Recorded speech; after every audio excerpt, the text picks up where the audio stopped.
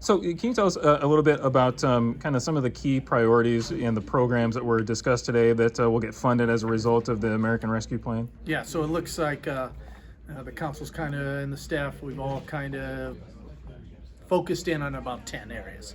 But as you've heard me say before, and you've heard other council members say, investing in neighborhoods, investing in the future economic development of the city, especially west, crime prevention, helping our youth in crime prevention with the Youth Assessment Center, K-12, or I'm sorry, pre-K literacy, violence interrupters, the West End sewer extension.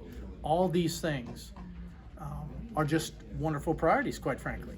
And the staff, because of our budget priorities and the way we have made sure that we have money in the budget to mitigate anything that comes up, i.e. pandemic, we have put ourselves in a great position that when we get good funding like ARPA, we can do these projects, right? So that we don't have to look at putting this money to other things. We can develop and work to the future, at the same time help with some things going on now. So you hear neighborhoods, you hear crime prevention, you hear youth, you hear economic development, you have infrastructure. All of those things are in these priorities. Mr. Mayor, which one would be your number one priority? I don't know that there's a number one, but certainly the youth and crime prevention, right?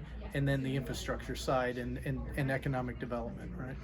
So speaking of infrastructure, can you talk a little bit about how this money would be used in terms of maybe tackling the low-hanging fruit, so to speak, with regard to flood? Yeah, good question. And we talked to you, Tom, you've heard us talk about that a lot, right? So as H.R. Green develops this great overall plan for flood mitigation in the whole 9 miles of the river in different phases and 5 pieces, the council has talked about a lot. What's the low-hanging fruit? Can we keep 4th Street and River Drive, that place open? Can we keep River Drive open itself?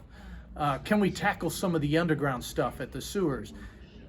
We've put that money there. They put some of the ARPA money there so we can get that short-term low-hanging fruit right away. So as H.R. Green develops their plan and briefs the council, that's just stuff on top, right?